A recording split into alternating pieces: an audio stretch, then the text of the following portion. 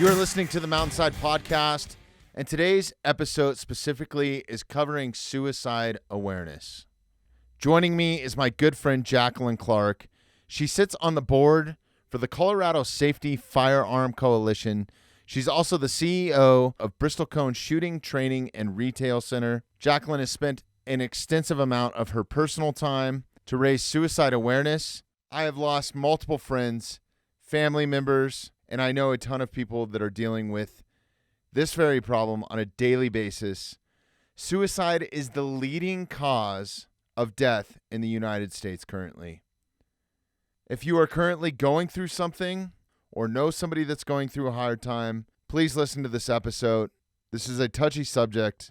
I myself even got a little bit emotional. There's a ton of information in here that's positive, good, and thank you for listening.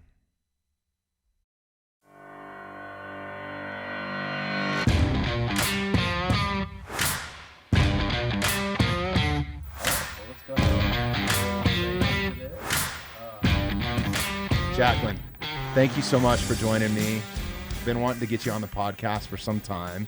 Before we dive too deep into what I want to talk to you about today, welcome, first off. Thank you. Thank you for being here. Thank you for having me. Yeah, absolutely. I'm excited to talk to you.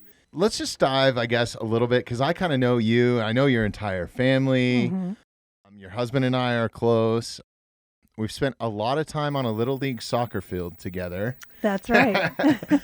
But I just kind of want to dive into, because I don't know much about your background. I mean, I know about yours and Brian's background. We've had Brian on the podcast before, but can we just touch on your background and where you're from and what you're doing now? Sure. Yeah. So I grew up in upstate New York. It was me and my sister and my mom and my dad. We were there for 7 years, I guess, for 7 years of my life. And then we moved over to Tokyo, Japan. Really? For 5 years, yeah. And I feel like that was a very formative experience. Wonderful. We traveled all over the Far East, and then came back to upstate New York to finish out school. I went to college at Penn State. That's where I met Brian. Okay. And we then moved down to Atlanta for about 15 years before heading out to Colorado by way of Columbus, Ohio for a little bit. Yeah. Yeah. So that's kind of me geographically, I guess. And I think, can we briefly touch on your backstory? And for people that don't know who you are, you own one of the top retail and training facilities for firearms in Colorado. It's my favorite spot to go if I'm going to go to a shooting range, by far. That's Bristlecone Shooting Training, Bristlecone Shooting, Training, and Retail Center. Okay, I was going to let you say it so I didn't butcher it. But yeah, no, it's an incredible place. It's an incredible spot to get some training and also some safe practices. You guys, I feel very safe every time that I go in there because I have to sit behind a computer and watch a video, and everybody else does as well before you enter the range and all that sort of thing. And it's state-of-the-art equipment that you guys have.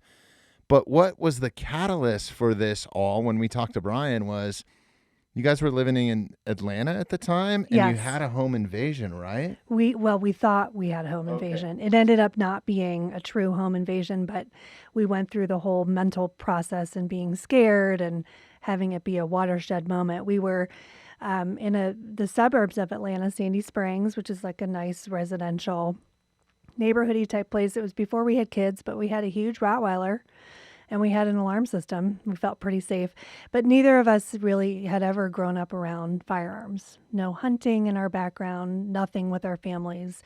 So one night we thought somebody had gotten into the house, and we called the police and proceeded to hide behind the bed with a golf club. That's all we had. Oh, wow. To defend ourselves. And it was very scary. I think it took the police 7 minutes maybe to get there, which doesn't sound like a long period of time, but it really felt like forever. We felt very vulnerable. That's a long time, yeah. Yeah. A lot can happen in 7 minutes. It would be over, basically. So that was a catalyst for us. And Brian said, okay, I think we need to reevaluate our home defense strategy. Let's get a gun. And I didn't really know what to think about that. I said, okay, I don't know much about guns, but I do know that if it's going to be in the house, that I want to make sure I know how to use it. I don't want it to be used against me or be afraid of it. So he, just like any guy, makes 5 spreadsheets about all the handguns that are out there and which ones he wants to try. And we ended up going to a range in Atlanta to try a few. And back then, this is probably 20 some odd years ago, it was a typical range where the record scratched when I walked in, and it was a dirt berm and there wasn't good ventilation. And we ended up trying a bunch of handguns. And despite all that negative environment, I had the best time. I loved it. It was really fun to see, the immediate gratification of slight improvements on the target when you improved your grip or your stance. It felt very empowering. I had never experienced anything like that before. So, of course, we bought a handgun and we took some classes and really got into shooting together as a couple. It became what we did as date night before we had kids.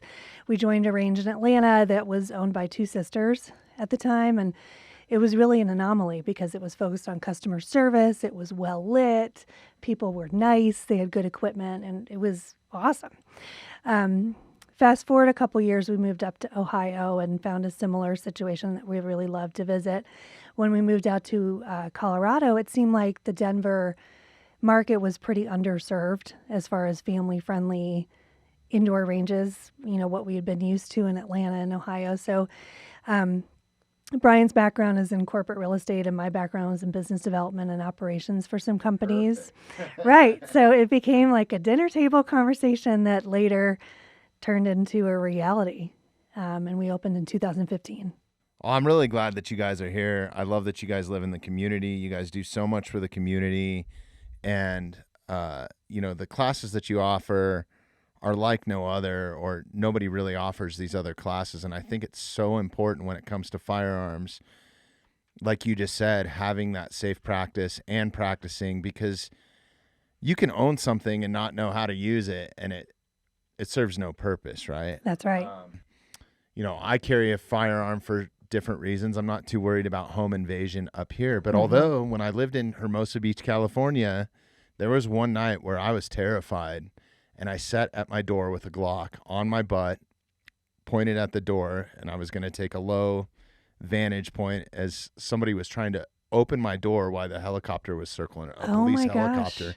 And then coming to my window. So they were trying to seek refuge in my home where I had a newborn and my wife at the time. Jeez, that's very scary. And it was scary. I thought I was going to have to shoot somebody because I never announced myself, but the first thing that went through my head was I'm going to tell somebody as soon as that door opens or they kick the door open that I have a gun, and then I'm going to unload on them. But I had no real training up to that point, right? So I was like, was I making the right decision? And was I doing everything in my power to be safe? And I never really thought about shot geometry, which I would have been fine in that situation. But fortunately, at the time, I was working with a bunch of former operators that were in private security. And one of the company I was working with, I worked with these guys for hours on end. So I explained the situation to them, and they just picked me apart, this was wrong, and you should have done this, and you should have your gun locked, and it was all this, stuff how fast can you actually access a firearm? I mean, a ton of stuff. And I think that at Bristlecone, and I've yet to come take these classes, but I'd really like to, you offer a ton of that situational awareness courses where maybe you're sitting on your couch in the living room and somebody comes crashing through your door, and you guys use simunition, and there's a lot of real life scenarios that you guys play out. It's not just a shooting range where you show up with your pistol and, pump some rounds down range. Right. You guys offer a lot more than that. And then on top of that, I think one of the most important things growing up was, as a kid, I was given a firearm at a very young age for hunting purposes. It was a .22, but it was still, those are just as lethal as any high caliber firearm out there. And it was my responsibility to take care of it, to lock it up, to clean it, to, carry it the proper way, and to be respectful of it. And fortunately I had, some great father figures that I didn't have a dad growing up, but I had some great father figures that taught me the proper way to do that. And that's also something that you guys offer as kids classes. Sure. Yeah. And I think that there's no safer way to be around a gun than properly knowing how to point it, where your fingers should be, how you should be gripping it, what should it be loaded or not in certain scenarios, like, and you teach all that. So We do. Let me talk about the scenario training first, because that is really an interesting way to train. And it's definitely not something that's for people that are just getting started. But if you've taken a concealed carry class, an intro to pistol class, it's a great way to shift your mentality when you're training. A lot of our customers come into the firearms community kind of through the way I did and the way that you described. They have an unfortunate, scary situation, and they look to a firearm as a tool to better their self-defense or home defense situation, but then they get into it recreationally because they enjoy it so much. But the situational training, the scenario training, we do have a shoot house environment at the shop, and we use sim munitions like you mentioned, and it's really eye-opening for people. I went through it as a guinea pig when we were training some of our instructors, and what I actually did in the scenario versus what I thought I did was very different. It was like a convenience store scenario where I was told as the student to walk into the room and reach into the refrigerator that was right there to grab a bottle of water. And when I walked into the room, there was a clerk and a guy at the counter. And as soon as I went into the refrigerator to get the bottle of water, the customer got angry. It was one of our role players, and the instructor was the clerk. So the customer gets angry, voices get elevated, he shoots the clerk, and then I'm supposed to react. I was armed. So I went around and found some cover and hid, and the role player, the guy who shot the clerk, is coming through the shoot house yelling, "I saw you come in. I know you're in here. I'm coming for you."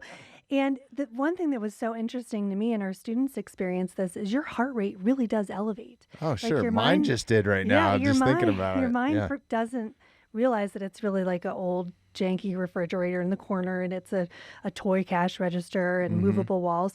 Your body really gets into it. And so your heart rate elevates, you get tunnel vision, and everything slows down. And so the guy comes around the corner, and I thought I drew and shot him immediately. But when we looked back at the video, there was a huge delay. So I would have really been in trouble. So training in that scenario type environment is really valuable for people that. Oh, I think that 100%.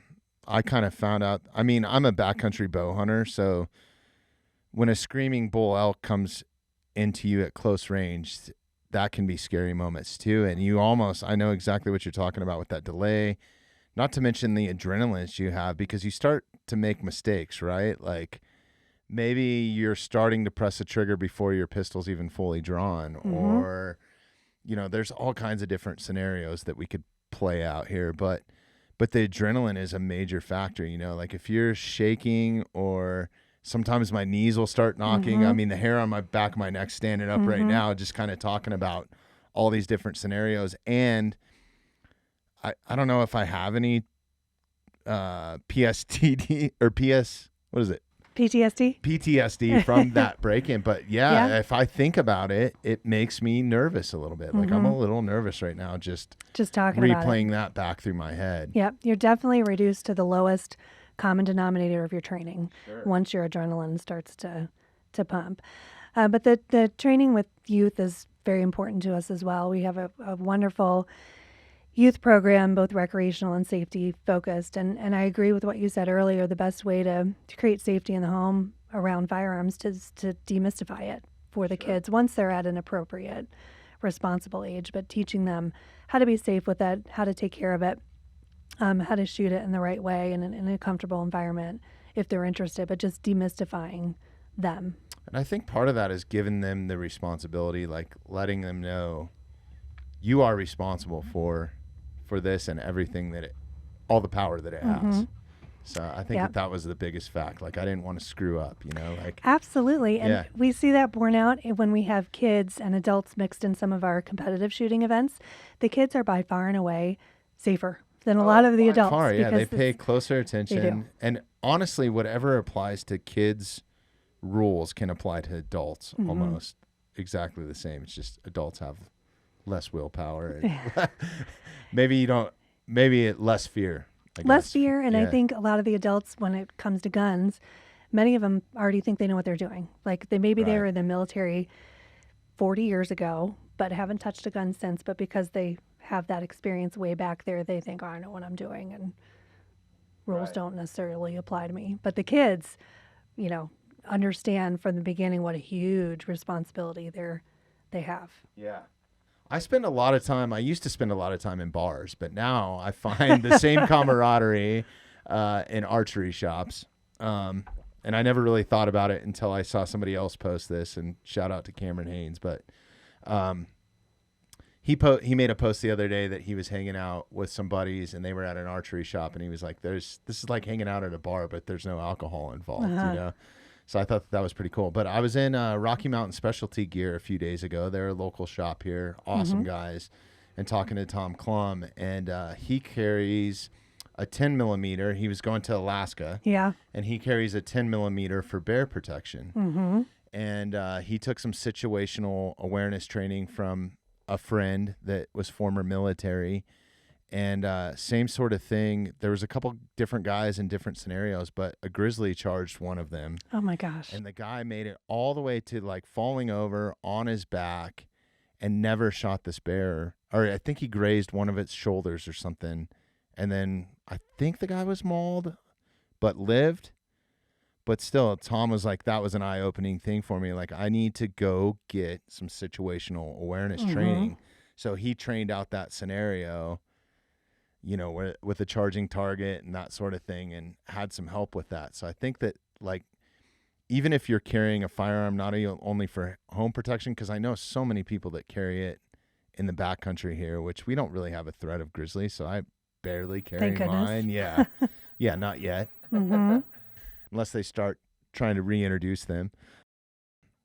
But yeah, I think that no matter what your situation is, it just doesn't have to be home invasion, right? It's just being comfortable in that situation, knowing what you're doing. And a lot of it comes down to motor skills. It does, and creating that mental kind of file cabinet of things that your mind has already been through.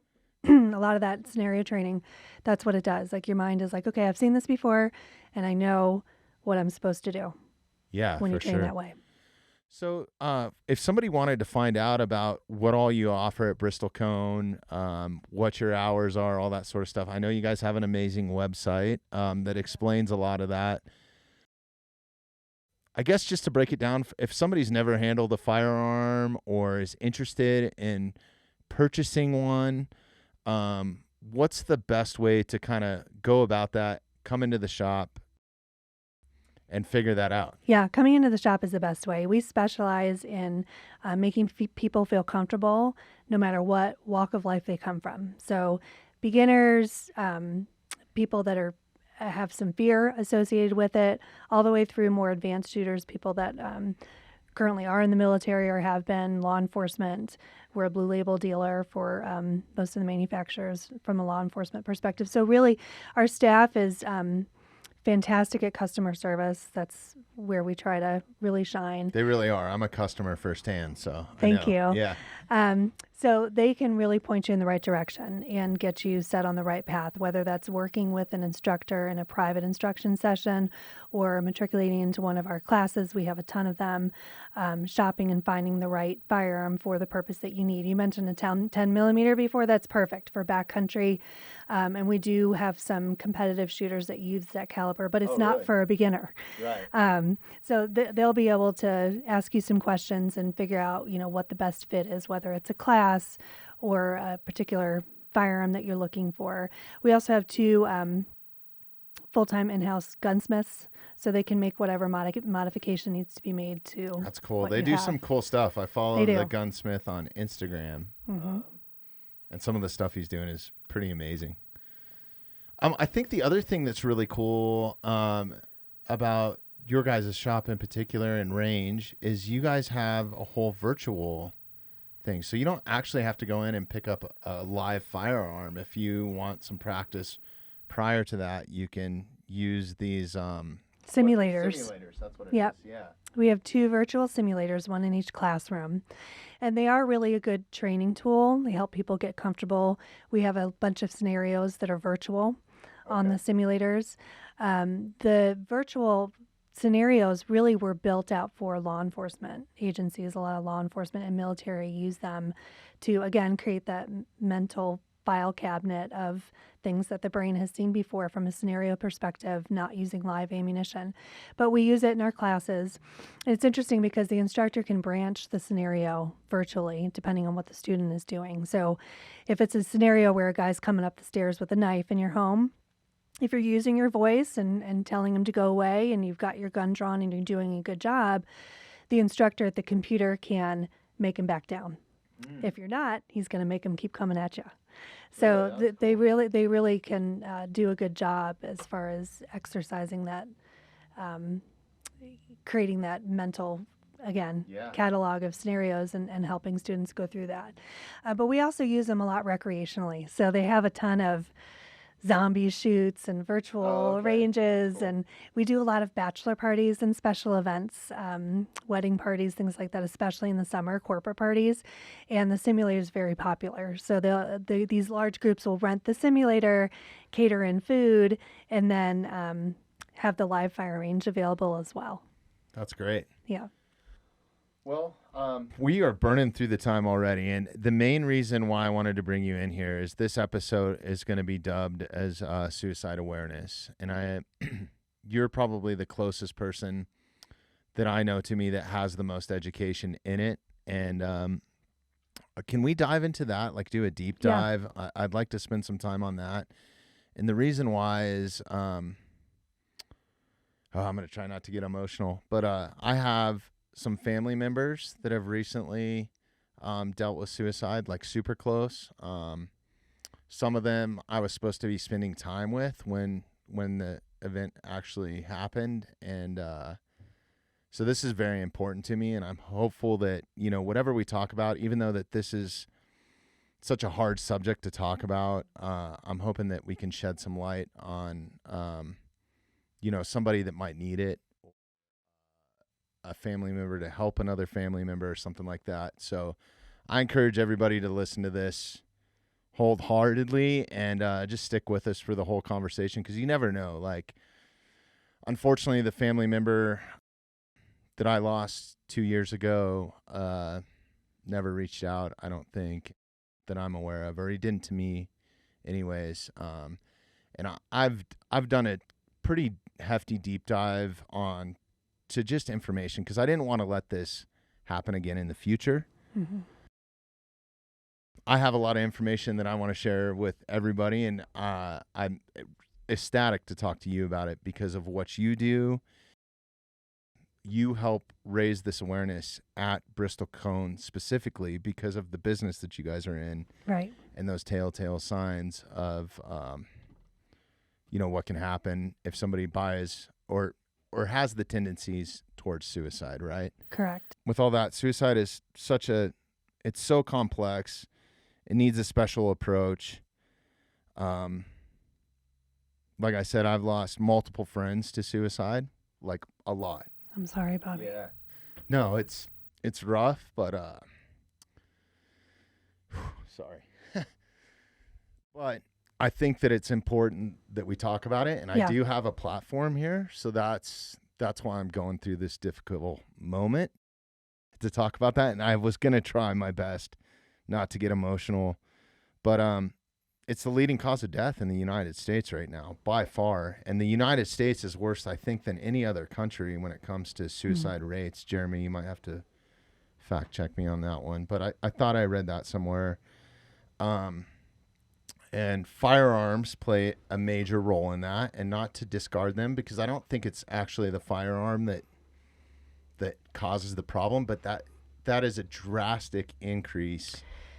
Yep, it's the lethality of it. Yes, I mean, when correct. You look at people that make an attempt with a firearm versus people that make an attempt through other means, the firearm is the most lethal means that's out there, and that's why it's so important that suicide awareness is brought to the forefront within the firearms community. Not to mention that also within the firearms community, we have a huge percentage of that community that are veterans that suffer from this more than some other types of communities. So there's so many reasons why people within the Second Amendment community, the firearms community, need to be aware and spreading awareness of the risks associated with someone in a state of mental health crisis and their proximity or access to a firearm.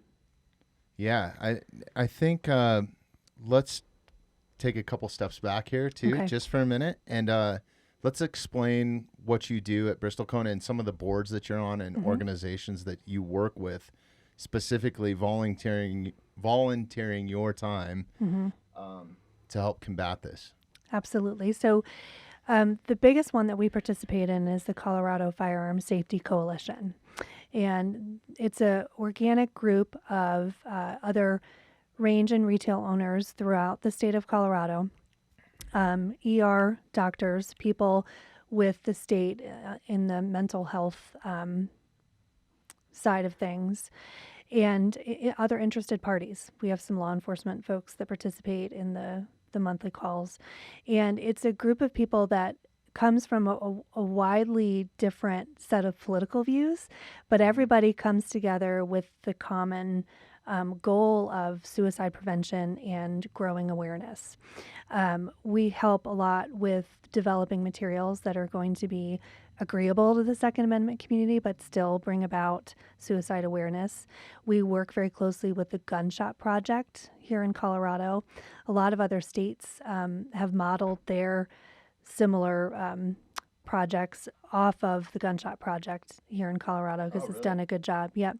And so that's an organization that brings in what they call firearms advocates to visit retailers and ranges all over the state, talk to them about what their suicide prevention policies are, how they spread awareness, provide them with branded materials with that shop's logo to put out to raise awareness. So that's been a very effective program that the state has run, and the Colorado Firearm Safety Coalition, the group of people that we work with, works closely with the Gunshot Project to make sure that, the materials are the way that they should be so that people will pay attention to them, believe that they're credible, and still get the message across in this community. No, absolutely. And I think it's awesome that you guys are stepping up to the plate and doing that. I can't commend you guys enough on that. And I'm just thankful that you guys are in the community and out there being a voice for this specifically. You brought up veterans a few minutes ago. I encourage everybody to go and listen to Dakota Meyer's story about suicide. I don't know if you're familiar with it, but he was in a rough spot. He was in an unfathomable I can't talk these last couple days situation while deployed, and he came home with some heavy baggage, and he's written a book and he's been on multiple podcasts, but it's a crazy story. Like, he stuck a pistol in his mouth, pulled the trigger, and the round, it was a dummy round. Like, it wasn't a dummy round, it was a dud round, and the round didn't go off. So totally crazy. So I did a little bit of research on that, and I found that because I'm like, how did this guy not just go and do it at a later time, right? And they say, and I have a family member too that's has had this same situation, not exactly the same situation, but he lived through an attempt, a really tragic accident.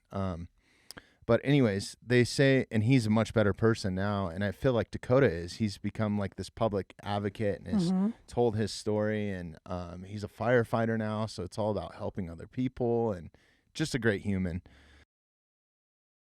90% of suicide attempts that have failed, they don't try it again. That's correct. Which is unbelievable. It really right? is. It's like an eye-opening, like a second chance, or something like that. And that's, at least for me, what makes it so sad with the firearm as a means, because most people don't have that chance. Yeah.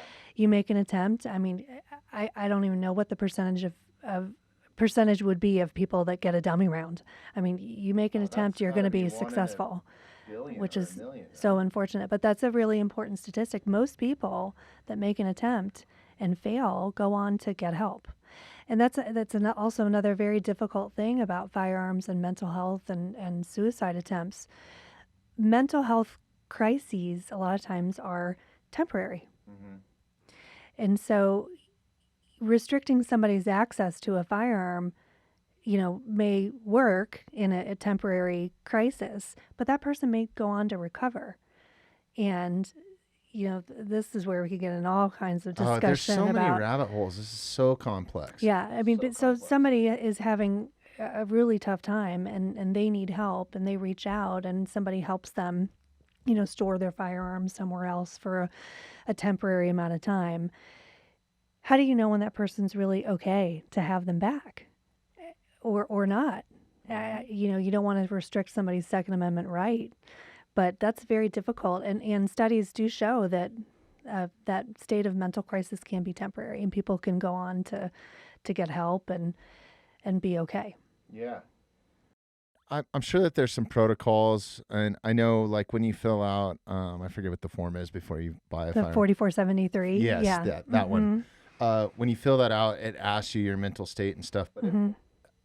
I'm sure that you've trained all of your people that work behind the counter and that are actually selling firearms. There's some sort of protocol, right, to mental stability. And yes. I mean, people can mask that pretty well, they can. But mm-hmm. but there are some telltale signs that you guys look out for. What are some of those? Should we even talk about those? Absolutely. Yeah. So yeah, I don't want to give anything away to somebody. So, no, I think our staff is good enough to understand when somebody's trying to buck the system. We take a extremely conservative approach. So if there's any question, we're not going to move forward with the sale or letting somebody on the range. But we do train our staff to look for certain warning signs, and a lot of it is borne out just through a conversation. Somebody who has bad intentions or is in a state of mental crisis isn't going to be apt to make good eye contact or want to have a conversation. A lot of the warning signs may mimic nervousness or being in a rush, not being interested in the whole picture. So if somebody comes in and we have had this happen. It seems really obvious and like you can't believe somebody would do this, but somebody who comes to the range and says to the range safety officer behind the counter, "What's the largest caliber you have?" Okay, that's not a normal thing that somebody says when they're coming in to shoot recreationally or to try some guns to see which concealed carry option would be best. What's the largest caliber handgun you have? How many rounds are in a box of ammunition? Oh, I don't need all 50. I just need a couple. Huge red flag. Yeah. Many of the exchanges aren't that obvious, but we have had ones that have been obvious like that. But somebody who doesn't make eye contact, seems nervous, not interested in the bigger picture or engaging in conversation.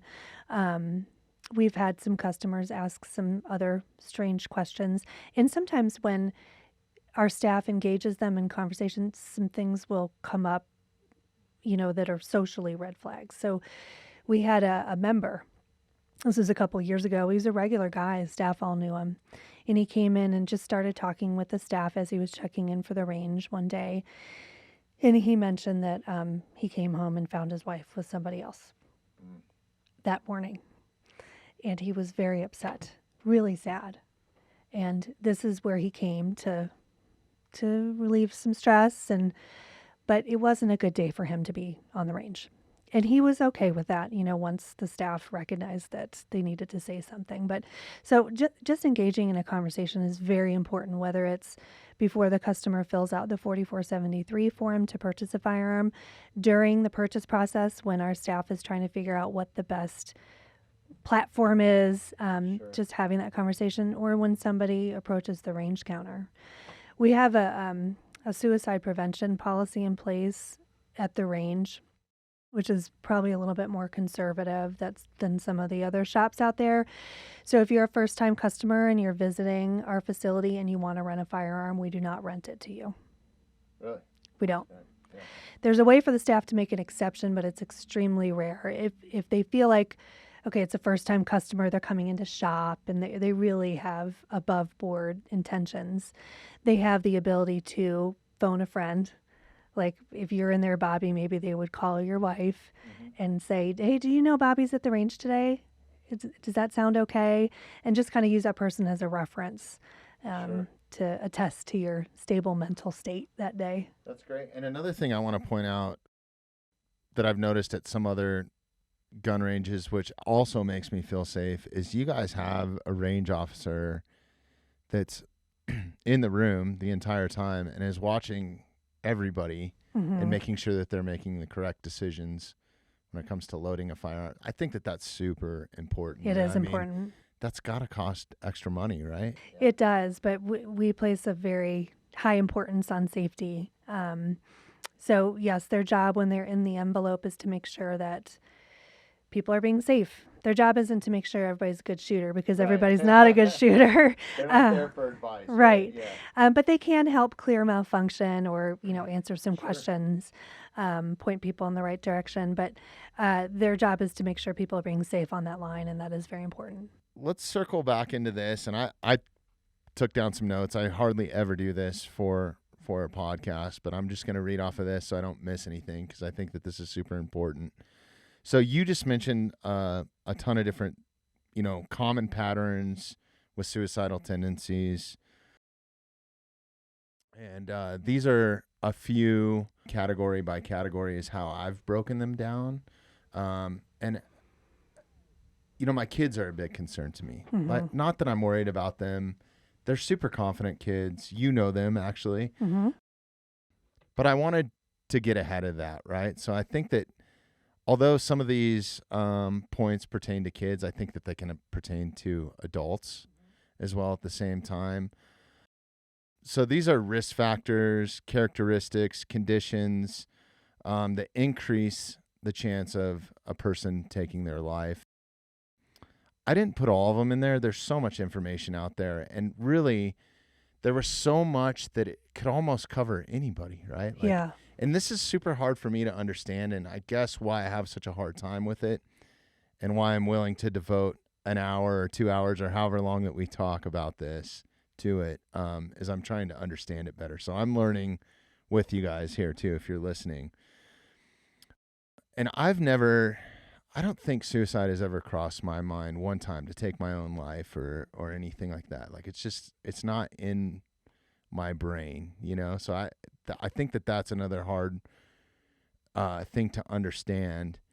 And dealing with some people that I know that have been in a situation where maybe they weren't even suicidal, they were just depressed. Like tough love, I'm just going to say this first and foremost, tough love is not the way to go about it. Like, and I'm very much a tough love type of person, like suck it up and let's get back on the horse or whatever those cliche comments are. But I think that taking a bit more of a subtle approach to it, if somebody reaches out to you and tells you that they're depressed, listen, first off, and genuinely listen, I think is super important. Absolutely, because if that person has the courage to reach out, they really must need some help. Yeah. And there's lots of studies out there that show, and the information must come from people that make an attempt and go on to recover. But the thought of taking your own life is fleeting. Most people don't premeditate it or think about it multiple times. It's impulsive. And that's why if that impulsive thought is coupled with access to a very lethal means, it's super bad. Yeah. There's no going back, No. right? Yeah. All right. So these are some of the categories that I've broken it down to. I've broken it down to health, the environment that you're in, historical, and then I also have put down a couple of my own facts and taken some from other forms of education that might help. So this is going to be a slow process. Interrupt me at any time that you think of anything important. And I'm excited to get your feedback because of all the time that you've spent and invested in this.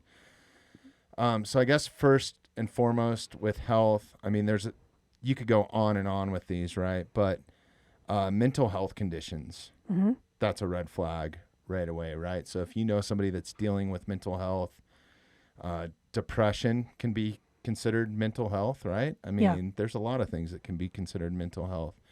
But I would say that those are two huge factors in the case, right? Because number one, you have to be sad.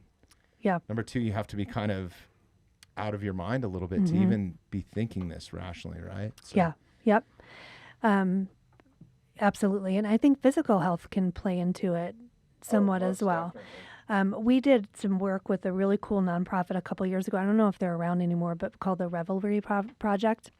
And they helped veterans coming back into the U.S. from serving really increase their physical health, which in turn bettered their mental health, because everything kind of works together. Like if you're on a healthy regimen and you're working out and eating right, it's sometimes harder to be sad. Well, and I think you're spot on with that too, because if you look at it scientifically, you know that old cliche saying of trust your gut or trust your heart? Mm-hmm. Well, they've done studies, and there's all these receptors that fire off, like just like in your brain, that are in your stomach and in your heart as well at the same time. So you actually do get certain types of feelings, whether it's good or bad, from what you're putting in your body, you know, if it's going through your gut. And then, you know, I think another thing with depression, and especially we saw this during the pandemic, and I don't even know that I want to know how the suicide rate has gone up. Oh, it's I've lost 2 people crazy. since the pandemic to suicide that I know firsthand, and that were close friends or family members. So I think that, you know, being in that lockdown state, and we're very different here in the state of Colorado, but I couldn't imagine being in New York or one of these, you know, huge metropolitan cities where you actually had to stay inside, because sunlight sets off like 5,000 different receptors. Wow. I read this, and they're all positive receptors in your brain. So whether it's like feeling good or getting vitamin D, which has actually been considered a hormone now, not a vitamin. There's so many benefits to just getting outside. So maybe if you notice somebody that's depressed, we live in this beautiful spot, we live in a beautiful state. Maybe you don't, but I'm sure that there's a park somewhere or a nice spot. I think getting out in nature, this is the mountainside, like get out, somebody outside and say, hey, let's just go for a walk. Yeah.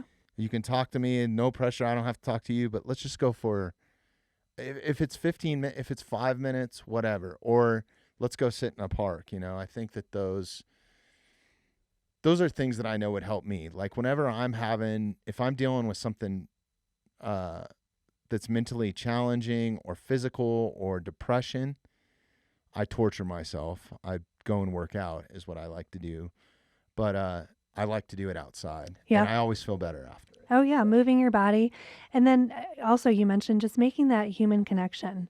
One thing about the pandemic that was so terrible, we were forced to not make those connections on a face-to-face basis for so long. And you couple that with living in a place where maybe the weather isn't so great and it's harder to be outside, all those things kind of bearing down on people that may have a tendency to be more sad in the first place. It's awful. The mental health issues are definitely on the rise, suicide rates, all of that because of the pandemic. Well, and if you dial it back, like I remember that what they used to preach in the 80s about Seattle had like the highest suicide rate, right? Because it had the most cloud-covered days and the most rain, right? You know, it's interesting. A lot of the work we do with the Colorado Firearm Safety Coalition is in conjunction and in partnership with Washington.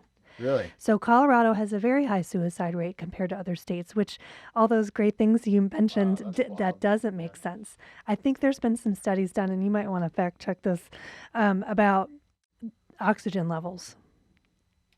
You know, because Utah also has a high suicide rate compared to other states in the country. Really? But Washington does as well. And Colorado and Washington really lead the way in these awareness efforts. A lot of states model after Colorado and Washington. And some of the grant work that I've been involved in over the last 2 years involves all the organizations in Washington with the Colorado organizations, kind of comparing notes. That's crazy. There's so many factors, right, that play into depression. We're so fragile, and I think that we probably don't know. I mean, a lot. Think about how many studies have been done and on how many people. Yeah, it's hard to measure the preventative efforts. Sure. It's how do you know how many you've prevented? How do we know how many we've prevented through training our staff to look for these things and no sale or no service people? How many does the Colorado Firearms Safety Coalition know that we've helped through better materials and involvement with local shops through the Gun Shop Project? You don't know. You can't measure the negative. Yeah. And they say that factually, like, the people that silently do it are the most lethal to themselves. The people that cry out are, you need to get in front of it right away. But those people that don't show any sort of signs, and it just happens, right? Yeah. So what do you got pulled up here, Jeremy? Is this the states? And I'm trying to understand how to read statistics. Right. I'm trying to learn. Now this is, I think I click it. Is this suicide rates specifically, or? Yes, but it doesn't make sense. Every time I click on this, right? Because apparently California is like a serious problem. Well, probably right now. California, Texas, Florida, Pennsylvania, deaths. But I saw another statistic that was kind of staggering to me that I never really thought about when I was doing some of this research. Was people in poor neighborhoods are less likely to take their own lives than people that are more affluent or have more means. And I don't know if it's something about the struggle. Like, well, look at rock stars, for example. Like, I've known a few people and have worked with bands in the past and stuff like that. And one of those is Chris Cornell, and he had an amazing life, was an amazingly talented, and ended up hanging himself, And so I think Anthony Bourdain was another one that had this kind of crazy. And, there's so many. I'm sure that there's a list. Kurt Cobain. You wonder if it's like it's a lonely at the top type thing. I think it is. I don't know. And That's interesting. I think you got to have some sort of drive or some sort of purpose, right, in life. And if you feel empty in that, maybe, if there's not something to look forward to, or maybe, I know with a lot of working with celebrities and stuff in the past, whether they were rock stars or TV personalities or whatever I've done, I know sometimes like they feel, because I used to be a tour manager way back when, and we were trying to get bands to that next level, to get signed to a major record label. And I was super fortunate to work with somebody that had been in the business for like 50 years and had broke all these celebrities, and he would put them basically through a test of, doing media interviews and making sure that this is something that, and he was doing it for their own good, making sure that this is something that they wanted to do, because a lot of people get to that point and just quit. That's why there's a lot of one-hit wonders or whatever, or they close down or whatever. So I think,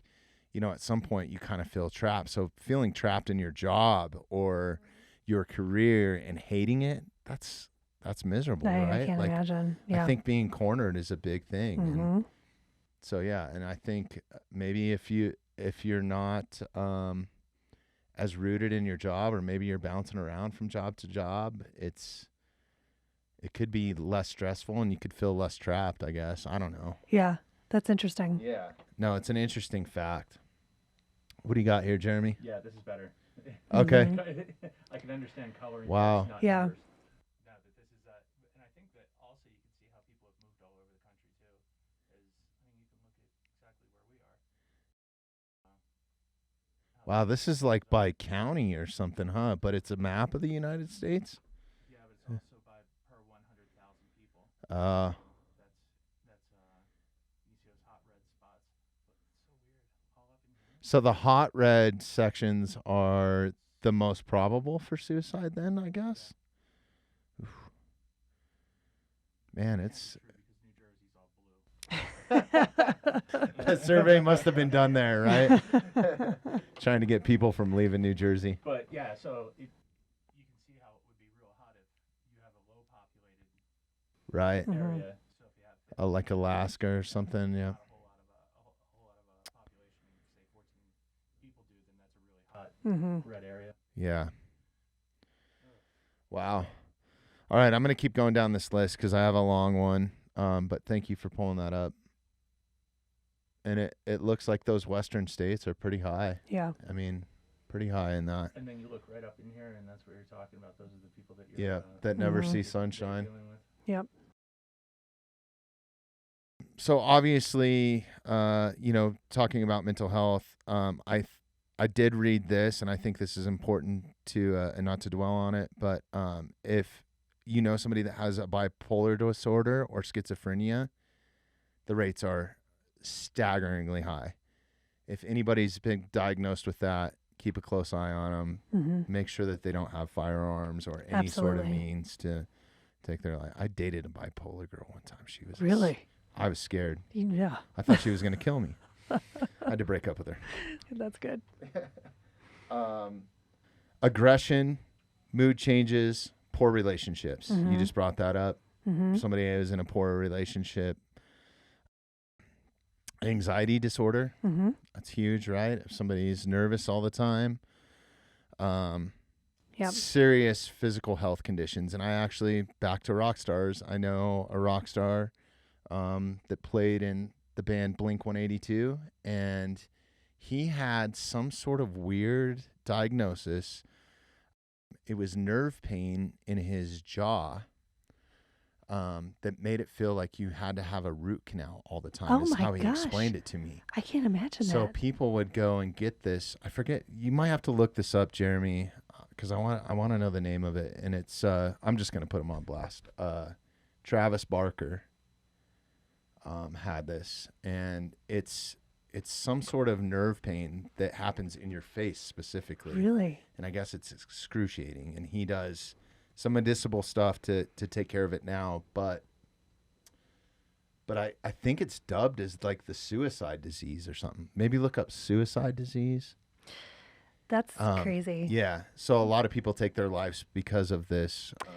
And before you move to the next thing on your list, some of the work that the Colorado Firearm Safety Coalition does is working with doctors at all levels, pediatricians on up, about how to have conversations about firearm storage for this reason. A lot of times your PCP or the pediatrician or ER doctors are brought together with people who are going through something like that, and maybe they come into the ER with an issue, but the doctors need to be able to have conversations about firearms in the home and storage to make sure that they can make a difference if they need to, if that person's in that state of crisis where they might go home once they're discharged and do something. Mm-hmm. Yeah, it's super important. Because I think if somebody does pick up a gun, I forget the statistic, but it's staggering. It's like 80 or 90% more chance of death. Absolutely. Yeah, They're going to be rather successful. than trying to take a bunch of pills. Or, Right. It's interesting. Doctors aren't historically equipped to have those conversations. Like I sat in my pediatrician's office with one of my kids for their annual last year, and the doctor's asking all kinds of safety questions, like do you wear a helmet when you ride a bike, but I'm sitting here thinking, what about asking if there are firearms in the home and if they're locked up?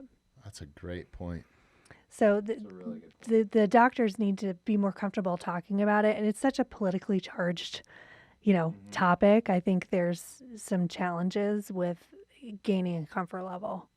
See, and this is my issue with, and I don't really have an issue with it, to each his own, and whatever makes you feel the safest. But what personally makes me feel safer than anything when it comes to concealed carry, which I think it depends on the situation that you're in, right? Mm-hmm. But I have young kids, and all the places that we go, you're not really supposed to carry a firearm into a church, a movie theater, Mm-hmm. if they have that sign on the door that has the red, slash through it, you're not supposed to have a firearm in there. So it's like, okay, so then what do I do with it? Do I just throw it under the seat in my car, or now, Yeah. and you're Yeah. responsible for it. You are. Yeah.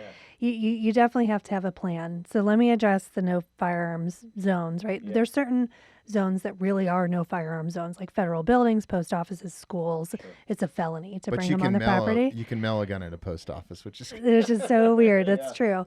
But the private places that say no firearms, it's a trespassing violation. So it's not, you're not breaking a serious law. Not that I'm advocating breaking any law, Sure. but if you're going into a movie theater, I know a lot of people make that mental decision.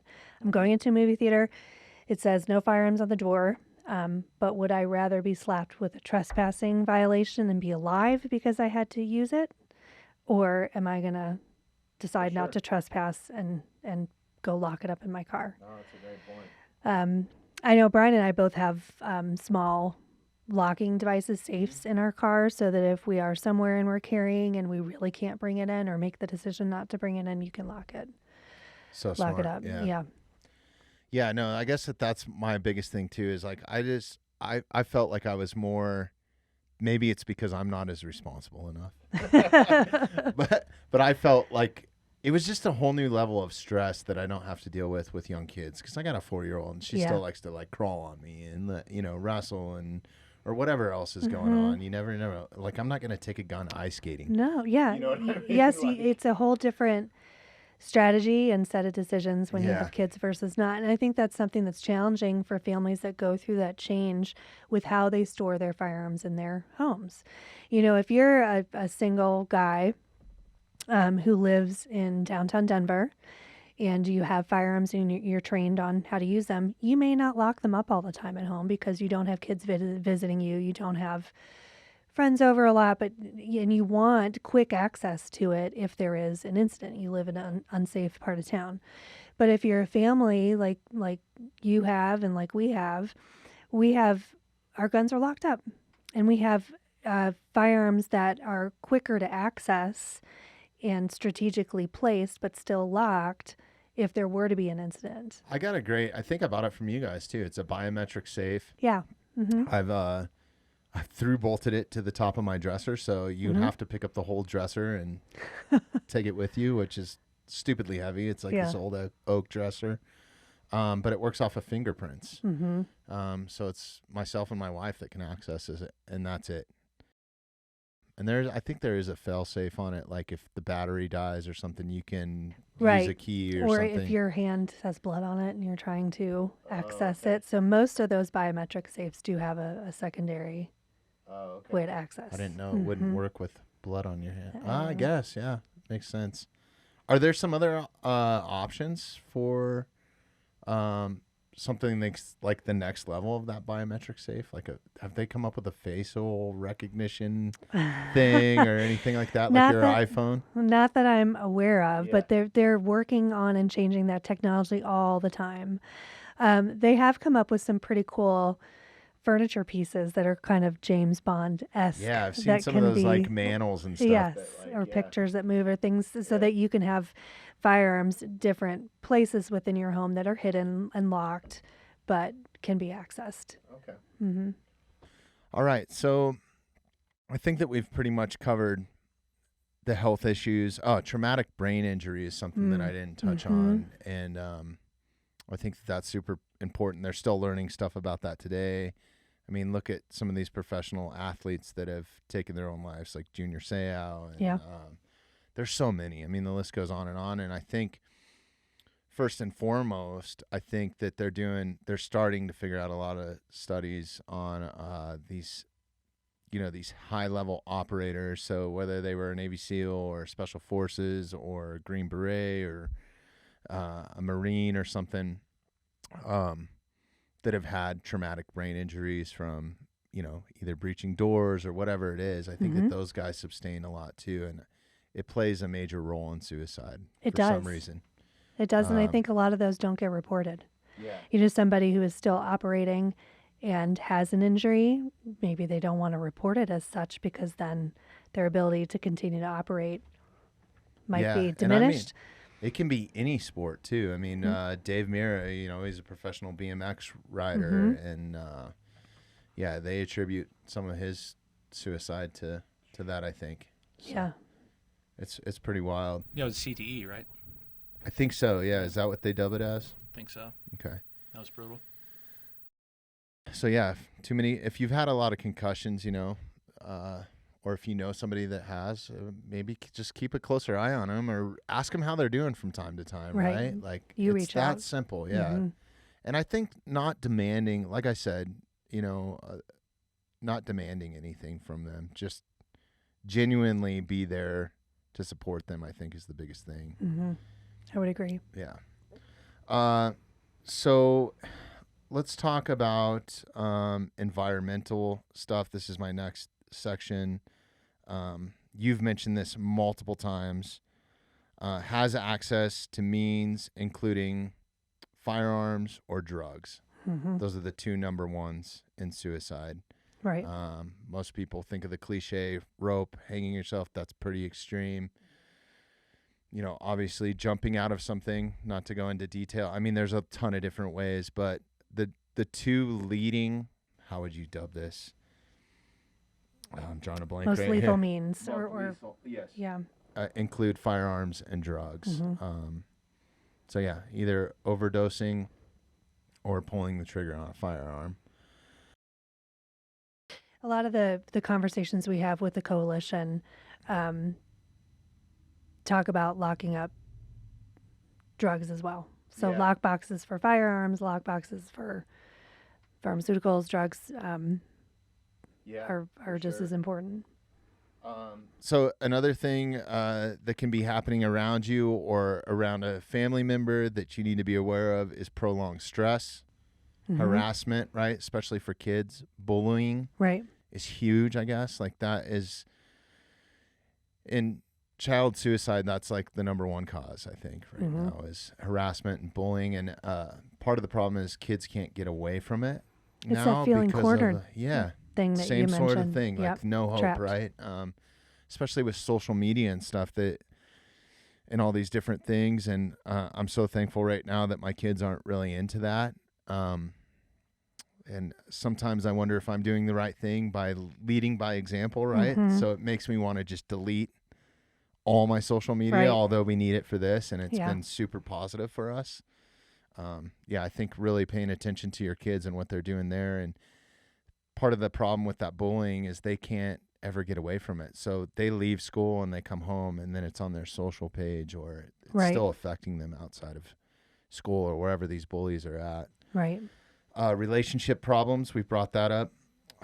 Unemployment's another huge factor, where a lot of people feel trapped or cornered, right? Like, how am I going to pay my bills? No hope. Stressful events, rejection, divorce, financial crisis, which these all kind of lead into the same sort of things. And exposure to another suicide is really big too. So I don't know, especially in kids, I think that this is huge. Like, if they lost a close friend or they know somebody, right? It's not that copycat.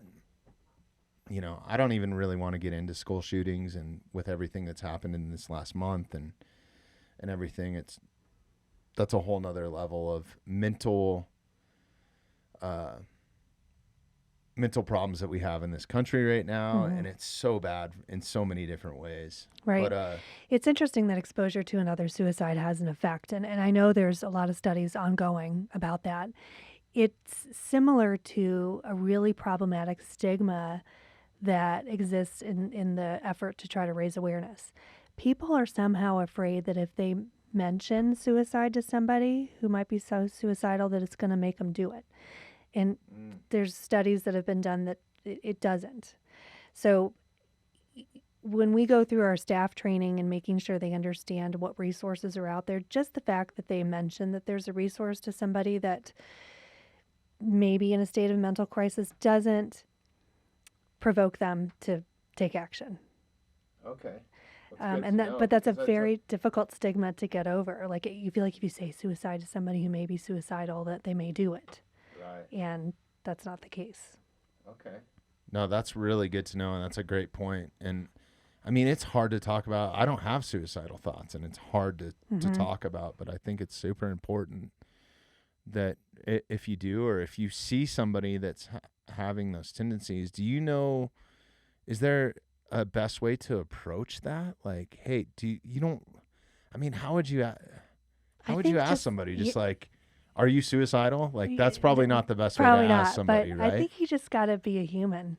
Yeah. And like we were talking about before, reaching out to them and having a conversation that maybe would lead towards a suggestion of resources that are out there if they need a professional to talk to, because I'm definitely not a professional therapist or There you go. psychologist. You hit the nail on the head. But Go seek professional help. Right. In a gentle way, but getting to that conversation is not something that is going to inspire somebody to take action. That stigma is probably the hardest challenge to get over in raising awareness. Everybody thinks it's something you shouldn't really talk about and should be swept under the rug, but because one of the reasons is because they think it would plant the idea with somebody. Right. And I do know this too from dealing with friends that have been suicidal, they've sought out professional help. Mm-hmm. I know that sometimes you get put on medications. Some of those medications have side effects. Mm-hmm. Some of them don't do well with people. I mean, the whole pharmaceutical industry drives me insane, especially with all the commercials and all the side effects and stuff. But I really do think if it's prescribed the right way, they can benefit you in some form or fashion. The problem is with it, and knowing this firsthand and dealing with somebody that was dealing with a pretty sought after therapist for this specifically, is he was prescribed something. He was on it for several months. It helped him. He had some horrible side effects going on because of it. So he decided, hey, I'm feeling better. I want to try to come off the medication. Mm-hmm. And the doctor was like, you need to check in with me twice a day, morning and in the night. You can come off of it. You need to get all the firearms out of your house, any means of any sort of, because I guess there's this drastic spike in mood change, and there's a huge correlation to people feeling like they're better. They get off the meds, and then That's scary. they hurt themselves. And what about the people who don't ask before they just get off the meds? Right. Just do it on their own. Yeah. I think that's probably the latter. I think 90% of them would just be like, this is what's best for me. Yeah. And especially dealing with that also firsthand, people that have a mental disability, or not even a mental disability, mental illness, Mm-hmm. right? Schizophrenia, anything like that, bipolar. If you've known anybody firsthand that's had that, keeping them on their meds is so hard. It is like one of the hardest things because they always feel like they don't need it. And there are a ton of side effects, to these medications. So yeah, I kind of lost where we were at. I guess that kind of dives back to health. But yeah, environment, if you're exposed to another suicide or something like that, definitely reach out. Yeah. Try to have those support groups. Go get some, if you need therapy, seek out a professional, right? Absolutely. Yeah. Don't just lean on your friends. I guess historically, I know that this is really big too when they look at suicide rates and statistics. If the family has a history of suicide, super important that you're, aware of that. Child abuse is huge, Yep. especially in children. Neglect. So looking for attention, right? How many parents are, and this is one of my biggest pet peeves, how many parents are, while you're sitting at the ballet studio or wherever you're at in a waiting room, you're always in a waiting room somewhere. There's so many people, right? You see parents on their phones and their kids just sitting there either on their phone or with nothing. Right. I Not think engaging. that's a form of neglect. Yeah. We had an awesome conversation last week with Scott Murdoch. He's a wildlife officer, and after we stopped hitting record, and I hope Scott doesn't mind me sharing this, I was asking him, hey, what happened to your social media so we can share it and stuff because we like to tag all that. And he's like, man, I just deleted it. Wow. Yeah, he was like, there's That's no real amazing. need for me to have it, and it was taken away from my kids, and I was like, that was so cool. It Good made me for want to him. do the same damn Yeah. thing. I was like, I'm the same way though, Yeah. but I only have it because of the business, yeah. so I can't delete it. But that's amazing. Yeah, no, I'm in the same boat. And I think it's just, I mean, there's all these different ways now on your phone where you can set these timers and stuff that will only let you be on it for a certain amount of time. And people, that's why I don't post all my personal little runs and all Right. this, all these little personal challenges that I have. But trying to be conscious of that. And I think being present with your kids when you're around them is huge, right? And I think that you guys are really good at that, being family friends. And a habit that I'm trying to get into when I walk in the door, when I'm here, whatever, when I'm at work, yeah, you got to be connected. But I try to, when I walk in the door at night, put my phone on the nightstand or on top of the refrigerator or, on the entertainment center, and try not to pick it up and just be present. I think that that's huge, right? I know. I try to text you at night, and it says Bobby has night mode. Oh, yeah, on no. it. And I'm like, that son of a bitch. I'm trying to After tell him 9? something important. No, it's After not 9? important.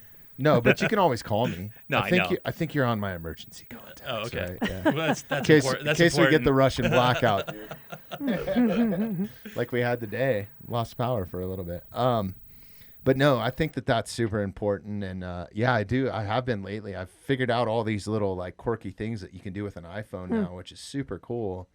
And I put my phone on Do Not Disturb at 9:30, and nobody rings through. And then there's certain permissions that you can do. So like family members or close friends, Jeremy, I consider you a close friend, can ring through to me if it's an emergency, or can text through to me, and I'll still see it, and my phone will still go off.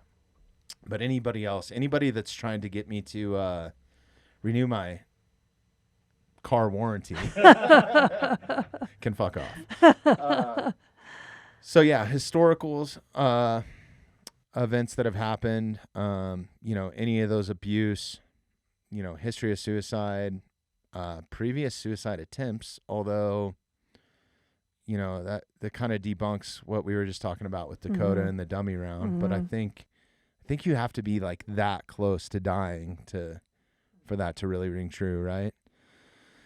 And not to discredit anybody that has attempted that, but yeah, if you've previously, or somebody that's previously attempted suicide, your chances are higher of potentially trying it again, it's right? a cry for help. They need help. So maybe, the people that make an attempt but no help is available would make another attempt. Yeah, that's a great point. Those are kind of all the horror story things and the things that really stood out. There's a long list of much, much more. And I think, is it Colorado Firearm Safety Coalition? Mm-hmm. You guys have a ton of great information on there. There's a tab on there called Suicide Prevention. Mm-hmm. That will lead you to a ton of other links as well when I was looking at that this morning. Yep. There's a lot of resources out there that are free, that don't require some long commitment. And we were talking about working with a professional or counseling. There's a lot of free resources at the county and the state level that are 24/7. Some of them are just by phone. So it's not like if you make a decision to reach out and get help that you have to sign up to pay an expensive therapist for the next 9 years. And we're actually going to put, if you are listening to this right now, I'm going to put a phone number on there that you can call. Jeremy, maybe you could look that up and we'll read that out loud. And then also we're going to put a direct link to some of these spots where you can get help.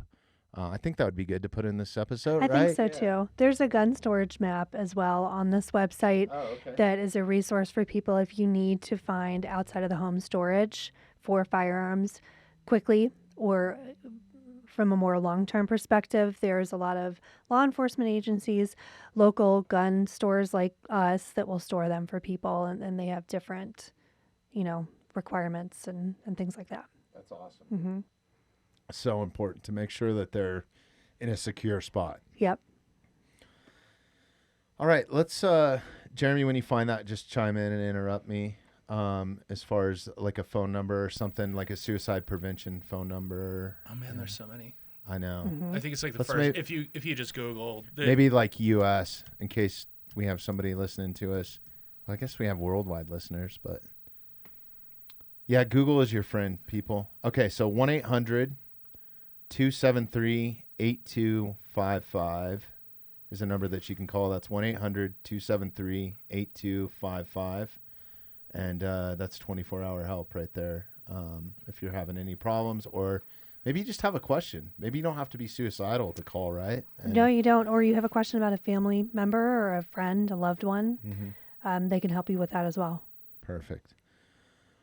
Let's talk about some of the preventative factors. You've just brought up, storing firearms or anything that might be harmful, medications. I'm sure that there's a multitude of different ways to do that without, flushing them down a toilet or Right. throwing them away in a dumpster, right? Correct. There's a lot of different ways to lock them up inside the home. There's resources for outside of the home as well. Yeah.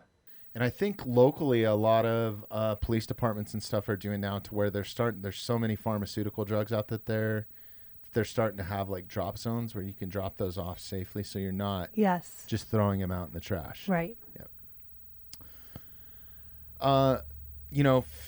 I think that this is probably the most important to me. I think if any time that I've had a hard time, luckily I have this amazing family that's super supportive, and they support me in all my crazy endeavors like a podcast and whatever else I want to do, bow hunting and, all the stupid stuff that I do. But yeah, I think feeling connected to your family and a community that supports you, I think is huge, right? It is so huge. if you can be that for somebody else, whether it's a stranger or not, right? I'm sure that a lot of these organizations, like where we just put out the phone number or whatever, I'm sure you can volunteer to do that too if you want to try to make a difference. Especially if it's children, I encourage you to get involved. You can get involved with the school or whatever, be a mentor, Big Brother programs. There's so much out there, and I get no better gratitude, I should say, than helping somebody. And God, what a better way to help somebody than, somebody that might be suicidal. Right. I mean, you are playing with fire though, so make sure you're doing it the right way. Problem solving and coping skills, I think, are huge too, right? So no matter what your problem is, just be there to support somebody and help them solve it. Or if you are somebody that is suicidal, try to figure out a way that you can solve your own problems. And, the same person that I was talking to that really recognizes suicide, the same person I brought up, and I'm not going to mention his name, that we were just talking about medication and the spike of getting off the medication and how he had elevated suicidal thoughts. One of the things that I took from him, because I've asked, he's a good enough friend that I can have these conversations with him and it's not an issue, and he'll tell me exactly what it's like. But, he was also the one that gave me the advice not to use hard love. Yeah. Like just suck it up, that sort of thing. But that's a really good point with the coping skills. You got to remember that not everybody has the same coping skills that you have. 100%, yeah. I have to remind myself that daily. Yeah. With kids, everybody, what they perceive they're going through versus how you would treat that particular challenge is always different. Sure. The other thing that was kind of an eye-opener for me there that I never really thought about before talking to my friend is he said he was just focusing on all the bad things in his life and not any of the good things, and he didn't really realize it until he was able to like come out of that cloud of depression or whatever. So like even the most minute things, like, oh my gosh, I gotta do the dishes, was just the worst thing. It was just bad, so just all the little things, life. Yeah. Right. There's so much that we have to do in life now. You got to fill up your car with gas. You got to, wash the car. I mean, just when it comes to a car, or say you got a dog, like all those little things can be. I think a dog could actually help you. I'm sorry, dogs. I didn't mean to. But not the dishwasher. I read some article a while ago about how so many marriages get on the rocks about how people load the dishwasher. Really? Yeah, I guess me and my wife have. Something I need to. Yeah. Me and my wife have argued about it. I don't know if I'm old school or whatever, but I hate loading the dishwasher and I hate unloading the dishwasher. So I have a dish drying rack. My wife hates it because it takes up counter Counter space. space, yeah. But I hand wash all the dishes Wow. that I do. You You know, must and really then, hate it. And then she puts it in the yeah. So yeah. Loading it, not unloading it. Yeah. There's a way that it needs to go in there, and chaos is not the way that it. See, did. okay, this is the Are debate you in most are you a rinse households. before you put the plates in the dishwasher, or are you I'm into that. yeah. That's fine. Yeah. But that's not it. It's Keep the order that dishwasher everything cleaner, goes in right? there. Yeah. Very particular order. Yep. And man, That's road guy OCD right there. Yeah. cool. It's like loading a truck. Dude. Yeah. Yeah, no, I think back to what my friend, he was just saying all those little things, and one thing that his therapist really had him focus on was, hey, what's good in your life? Or even more, whatever's depressing you, what good is coming out of it? What are you realizing? Like, so digging a little bit deeper than you normally wouldn't thought, and not just everything sucks, but why does this suck, and what could be the positive outcome of it, right? Because I think I've learned a lot from a lot of failures I've made in life, and I'm not here to preach like I know everything either, so like don't take it that way, but I'm just telling you personal experience. What's helped me in life was failing multiple times. Me too. Yeah. So problem solving, coping with skills, back to limited access to lethal means. So no matter what that is, if it's a balcony, if it's drugs, a car, right, whatever. A if gun. somebody's really a gun, huge, right? You know, I think that being involved in whether it's religious beliefs, connecting with somebody to seek help, discouragement of suicidal behavior, which you brought up, and creating a strong sense of purpose. These are all things that I brought up. Even though I'm not really a religious guy, I think that that can have a positive influence because it's a community of people that generally want to help you, right? I mean, there's bad eggs and everything, but for the most part, any religious person that I've met or group is all about helping somebody. Without judgment. Without judgment. Yeah. That's important, right?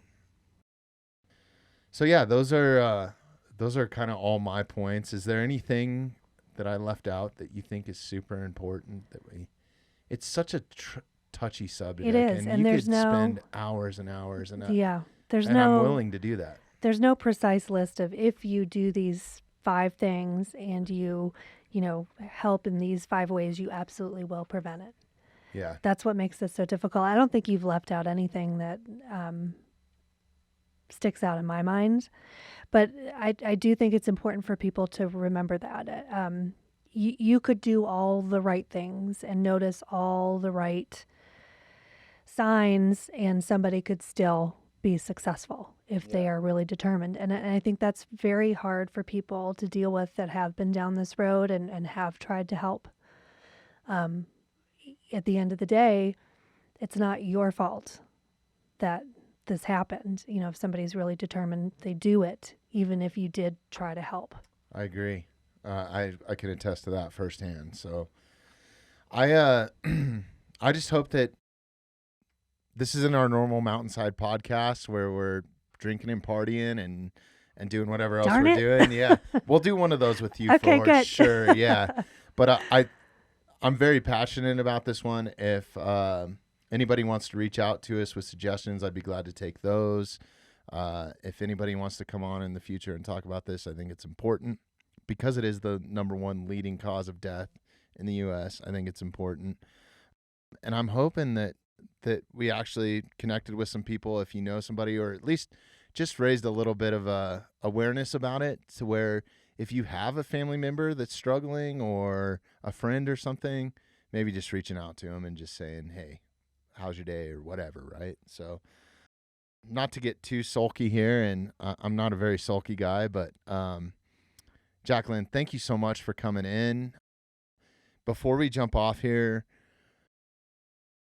let's dive into Bristlecone. Let's talk your website, social platforms, and anything that you guys got coming up here in the next couple weeks. Sure, absolutely. Thank you, Bobby. Thank Yeah. you for having me on. It Yeah. was really enjoyable to talk to This you, was even great. though it was Yeah, a we- heavy subject. Yeah. But our website is bristleconeshooting.com. And our socials are all at Bristlecone_shooting or at Bristlecone shooting on Facebook and Instagram. Those are the main platforms that we use. There's always something come. Yes. I've All over it. back and forth. Yeah. You're so good at this. You're really good at this, Oh, Jacquelyn. well, Yeah, thank yeah. you. We try to be engaging, Yeah. but we always have classes coming up, events. We've got a training seminar coming up in July. I think it's July 9th. So if people are interested in some of the training that we discussed earlier in the conversation, we'll have all of our instructors there. They'll be doing demos, discounts on classes, and things like that. We've got a summer membership as well right now. So if you're interested in trying some of the features and benefits of a membership, it's a good way to do it for a low cost and a limited amount of time. And then we'll take that membership fee and apply it to a full-blown membership in the fall if you choose to stay. So there's always something going on, but you can find out all about everything on the website. Cool. And you guys take visitors too. We have so much tourism that comes into Colorado, right? We So do. that- So okay. we sell memberships, but we're also a walk-in community. So even if you don't have a membership, you're welcome. We do get a lot of families that are in town skiing in the winter, enjoying the mountains in the summer, and they're looking for a destination on the way to the airport and just pop in. We get a lot of international visitors who maybe can't own guns because they live in Germany or it's very difficult to own them. And so they come in and have a lot of fun with the full autos that we have for rent and things that, they feel are very you guys American. rent full autos? We do. I didn't know that. They're a lot of fun. Jeremy, what are we doing later today? It's your treat. Heck yeah. Sponsor money. There went all our sponsor money. All right. Well, perfect. Thank you so much again. You're welcome. Thank you. This was a great episode. I feel better just having this conversation. I know I got a little emotional back there for a minute, but I actually feel better right now just from talking about that in general and getting this off my chest, and hopefully we've reached some people. So I really commend you on everything that you're doing. One more time, the coalition that you're involved with, Colorado. I'm just going to screw it up. I'm going to let you.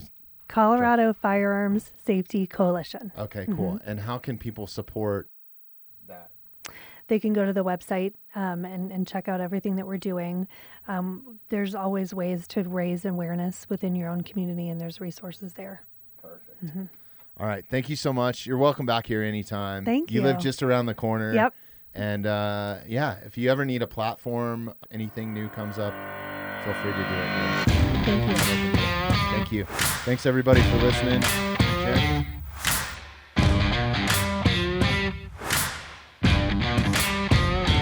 Thanks for listening to the Mountainside Podcast. If you haven't had a chance to do this already, please take a moment, follow, like, subscribe, or rate on whatever platform you catch the Mountainside Podcast at. Also, if you'd like some more information on upcoming episodes, safety tips, access to all of our affiliates, and all the badass discounts that we get here at the Mountainside Podcast, check out themountainsidepodcast.com.